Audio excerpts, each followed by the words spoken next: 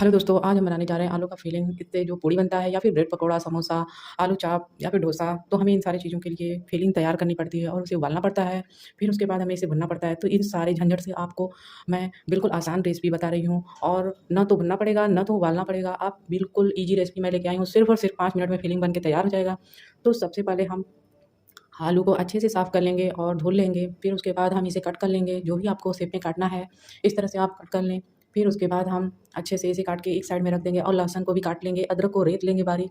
फिर उसके बाद अब हम हरा मिर्चा जो है उसको भी अच्छे से काट के बारीक काट लेंगे। जिसके बाद हम अच्छे से काटने के बाद आप इसे चाहें तो पेस्ट भी तैयार कर सकती हैं, लेकिन मैं इसे काट के ही सारा डाली हूँ क्योंकि जब उसमें पकेगा तो अच्छे से मैश हो जाता है।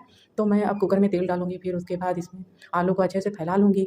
फिर इसके बाद आलू को फैलाने के बाद हम इसमें हल्दी पाउडर, धनिया पाउडर, गरम मसाला, मीट मसाला, नमक।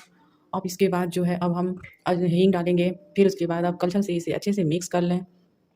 अब आप इसमें जो है इस तरह से मिक्स करने के बाद इस तरह से देखिए बिल्कुल ही अच्छे से मिक्स हो गया है। तो अब हम इसमें हरा मिर्चा, लहसुन जो मैं काट के पहले से रखी थी उसमें रख दें और इसके बाद आप धुला हुआ मटर इसके ऊपर ही रखें बिल्कुल।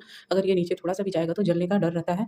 तो मैं बिल्कुल धीमा आँच कर दी हूँ और 2 सीटी आने के बाद मेरा तैयार हो जाएगा। तो अब हम जो है आटा में नमक, गरम मसाला, मीट मसाला, हल्दी पाउडर और लाल मिर्च पाउडर, फिर उसके बाद आप इसमें चाहें तो धनिया पत्ती या फिर अजवाइन, जीरा और मंगरेला भी आप इसमें डाल सकती हैं। आप कसूरी मेथी का भी इस्तेमाल कर सकती हैं इसमें या फिर धनिया पत्ती भी काट के डाल सकती हैं।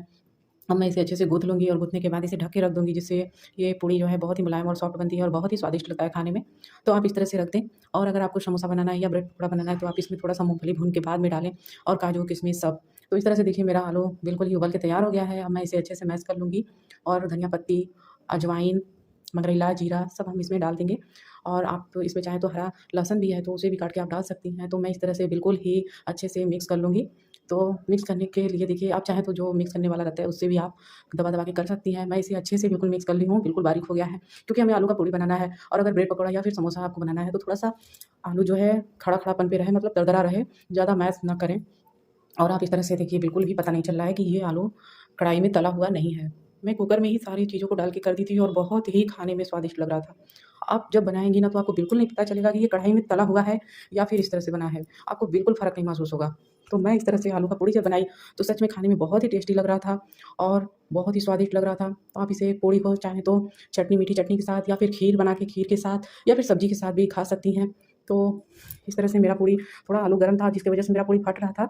तो आप जो है ना बिल्कुल ठंडा हो जाने पर आलू को भर के बनाएँ पूड़ी, क्योंकि उस तरह से बिल्कुल पूड़ी फटता नहीं है। मुझे जल्दी था तो इसलिए मैं बनाई थी, क्योंकि शाम हो गया था। तो इसकी वज़ह से मुझे जल्दी-जल्दी बनाना था, तो इस तरह से मेरी पूड़ी थोड़ा-सा फट गई थी, नहीं तो पूड़ी जब मैं बाद में बनाई तो बहुत